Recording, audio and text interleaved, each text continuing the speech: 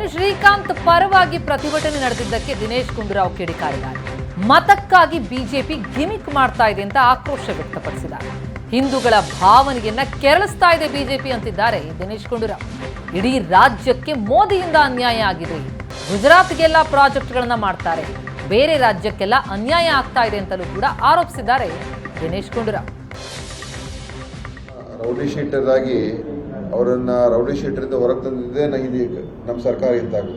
So ಉದ್ದೇಶಪೂರ್ವಕವಾಗಿ ಒಬ್ಬ rowdy ಶೀಟರ್ನ ಲಿಸ್ಟಿಂದ ಹೊರಗೆ ತರಬೇಕಾದ್ರೆ ಅವಾಗ ನಮ್ಮ ಸರ್ಕಾರ ಇತ್ತಲ್ಲ. ಮತ್ತೆ ಕಾನೂನು ಪ್ರಕಾರ ಕ್ರಮಗಳಾಗ್ತಾ ಇರ್ತದೆ. ಆದರೆ ಅದನ್ನ ಇವರು ಬಿಜೆಪಿಯವರು ಯಾವ ಪ್ರಮಾಣದಲ್ಲಿ ಇವತ್ತಿನ ದಿವಸ ಇದನ್ನ ತಗೊಂಡು ಹೋಗ್ತಾ ಇದ್ದಾರೆ ಅಂತ ಹೇಳಿದ್ರೆ ಏನೋ ದೊಡ್ಡ ಅನ್ಯಾಯ, ಘೋರ ಅನ್ಯಾಯ ಮಾಡೋದಕ್ಕೆ ಮಾತಾಡ್ತಾ ಇದ್ದಾರೆ.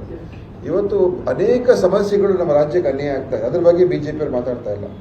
ಅಂದ್ರೆ ನಿಜವಾದ ಇಶ್ಯೂಸ್ ಚರ್ಚೆ ಆಗಬಾರ್ದು, ಜನರಿಗೆ ಭಾವನಾತ್ಮಕವಾಗಿ ನಾವು ಎಳಿಬೇಕು. ಪಾರ್ಲಿಮೆಂಟ್ ಎಲೆಕ್ಷನ್ಗೆ ನಾವು ವೋಟ್ ಗಳಿಸಬೇಕು, ಅದಕ್ಕೆ ಧರ್ಮ, ದೇವರು, ಭಾವನೆ ಇದನ್ನೇ ಅವರು ಉಪಯೋಗಿಸ್ಕೊಂಡು ವೋಟ್ಗೋಸ್ಕರ ಮಾಡ್ತಾ ಇದ್ದಾರೆ. ಶ್ರೀರಾಮನು ಕೂಡ ವೋಟ್ಗೋಸ್ಕರನೇ ಮಾಡ್ತಾ ಇರುವಂತದ್ದು. ನೀವು ಪೋಷಕರಾಗಲು ಕಾಯುತ್ತಿದ್ದೀರಾ? ಚಿಂತಿಸದಿರಿ. ಓಯಾಸಿಸ್ ಫರ್ಟಿಲಿಟಿ 90,000 ದಂಪತಿಗಳ ಜೀವನದಲ್ಲಿ ಸಂತೋಷವನ್ನು ತಂದಿದೆ. 7825893601ಗೆ ಕರೆ ಮಾಡಿ. ಅತ್ಯದ್ಭುತ ರಿಯಾಯಿತಿ ಪಡೆಯಿರಿ ಹಾಗೂ ಎಲ್ಲರಿಗೂ ಗುಡ್ ನ್ಯೂಸ್ ಕೊಡಿ. ಅದಕ್ಕೋಸ್ಕರ ಇದು ವೋಟ್ಗೋಸ್ಕರ ಈ ಗಿಮಿಕ್ಗಳು ಮಾಡ್ತಾ ಇದಾರಲ್ಲ, ಅದು ಖಂಡಿತವಾಗಿ ಒಪ್ಪೋದಿಲ್ಲ. ಇದು ಯಾರಿಗೆ ಅನ್ಯಾಯ ಆಗಿದೆ? ಇಡೀ ರಾಜ್ಯಕ್ಕೆ ಅನ್ಯಾಯ ಆಗಿದೆ. ಯಾರಿಂದ ಅನ್ಯಾಯ ಆಗಿದೆ? ಮೋದಿ ಸರ್ಕಾರದ ಅನ್ಯಾಯ ಆಗಿದೆ.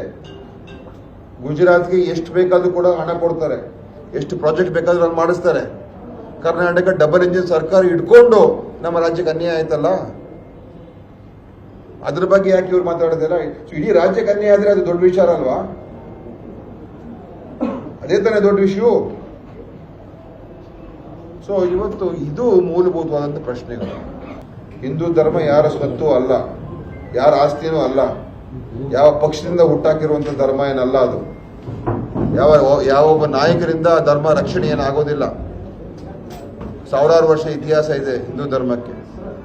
ಅದರಿಂದ ಅದೇ ಏನೋ ಇವತ್ತು ಇವರ ಒಂದು ಮಾತು ಕೇಳ್ಬಿಟ್ರೆ ಇವರೊಬ್ಬರೇ ಹಿಂದೂಗಳು, ಬೇರೆ ಯಾರು ಹಿಂದೂಗಳಲ್ಲ. ಅವ್ರ ಜೊತೆಲಿದ್ರೆ ಹಿಂದೂ, ಅವ್ರ ವಿರೋಧಿ ಆದ್ರೆ ಅವ್ರ ಹಿಂದೂಗಳಲ್ಲ. ಈ ತರದ ಭಾವನೆ ದೇಶವನ್ನು ಹೊಡಿತಾ ಇರ್ತಕ್ಕಂಥ ಕೆಲಸ ಇವ್ರು ಮಾಡ್ತಾ ಇರೋದು.